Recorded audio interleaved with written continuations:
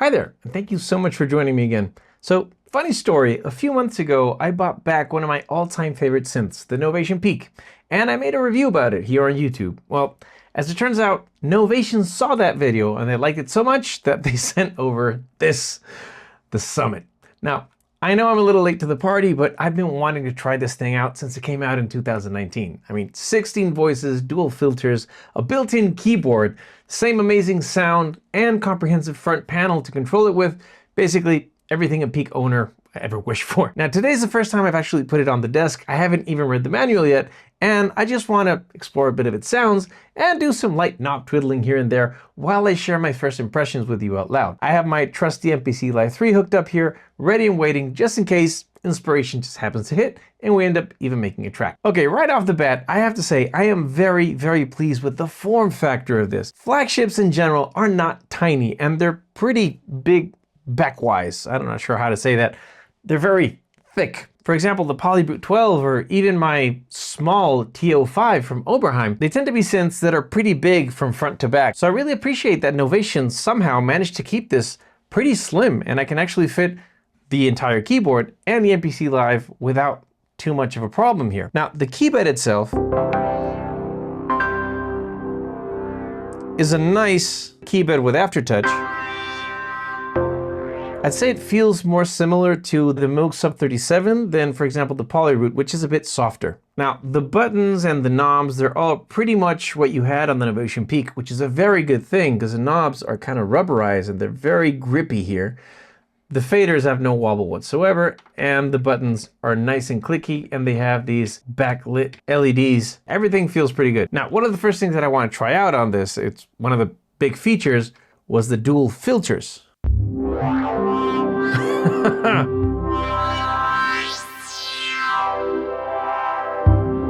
And with dual filters, you gotta get this dual resonance going.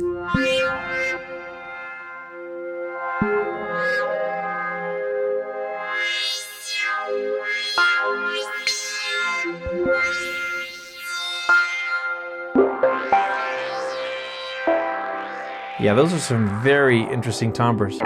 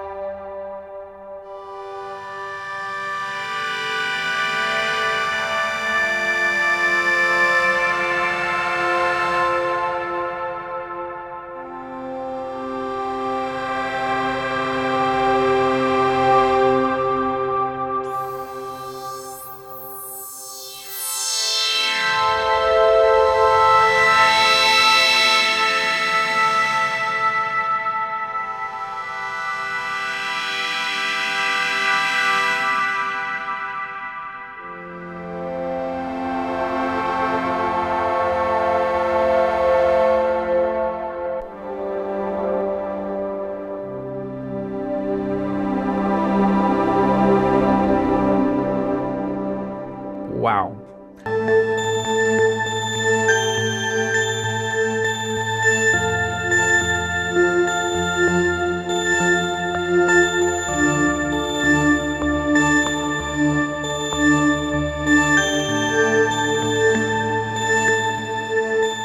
One of the things that I really loved about the Peak was just how precise it sounds. I don't know, it sounds like high fidelity audio.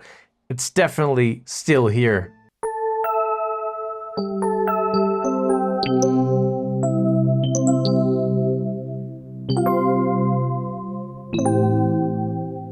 Hear that? It's so plucky.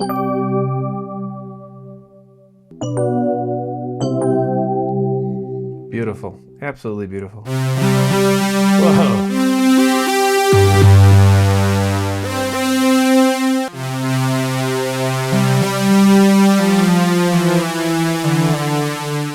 I don't want to get copyrighted. Whoa.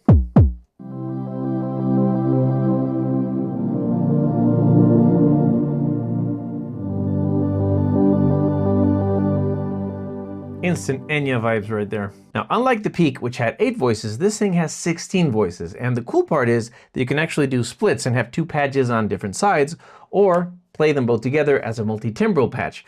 And you also have 2 stereo outputs. So much like the Dave Smith Rev 2, you really get 2 peaks in one here, and you can control them independently if you use an external MIDI controller. Now, one of my favorite things on the Peak was just how intuitive and hands-on the front panel was. The user interface was one of the best I've ever seen, and I'm very happy to say that up till now, it kind of feels the same way over here. I haven't really done much studying on this, but I haven't felt lost at all when I'm trying to find stuff so far. Now, there is one trick that I really want to try out here that I saw Calc doing on YouTube, which is the arpeggiator repeat note kind of sequencer trick. And that is, let me find, let's see, an init patch.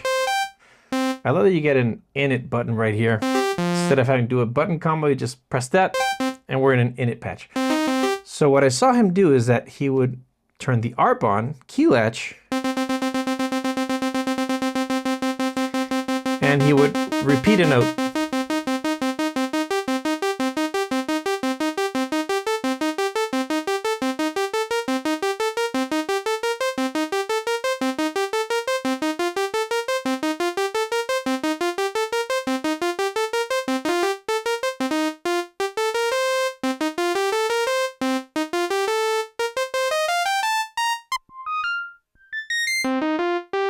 That's pretty cool.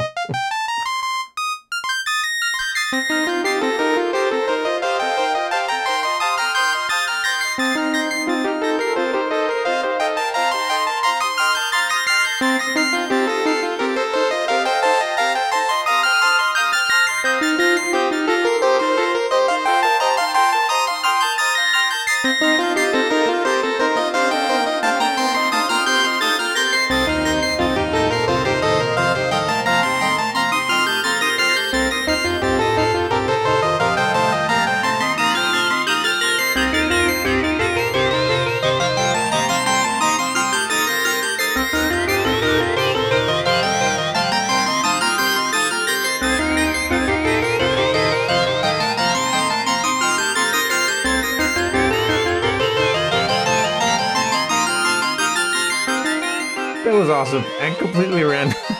Okay, so that is definitely something I'm going to be using to get some ideas out here. Very, very fun. Now, the next thing that I want to try out is something called Filter Diverge. And thanks to Devin Belanger, formerly known as Miles Away, for this tip. It makes each one of the voices have a slightly different filter position, which adds it to sounding less precise and more organic and analog. So we can go into the filter settings. And I'm going to set the filter diverge.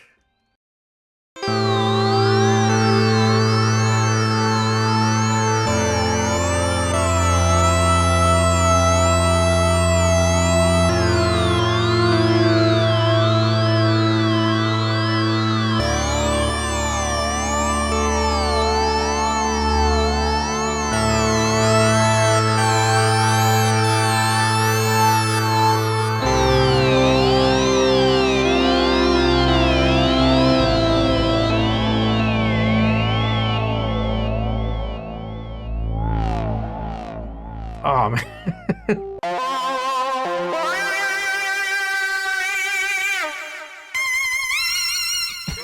Oh, man.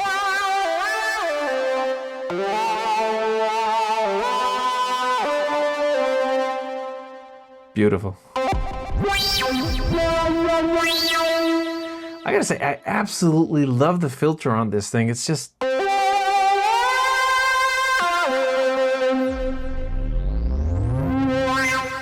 I really hope you can hear this. It's just amazing.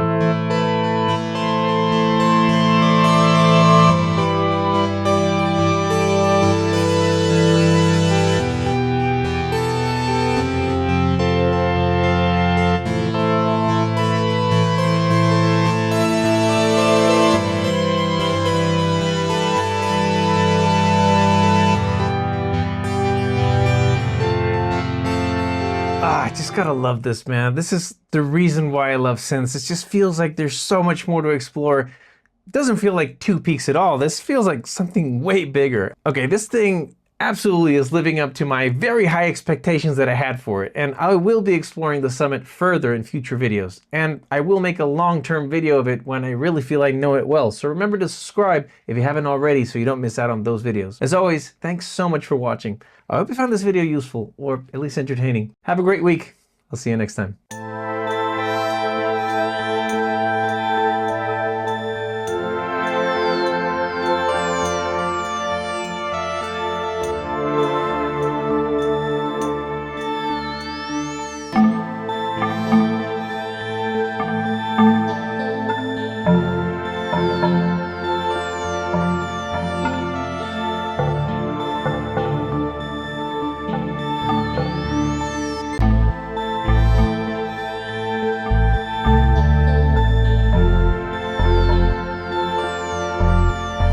This is an absolutely stunning sound.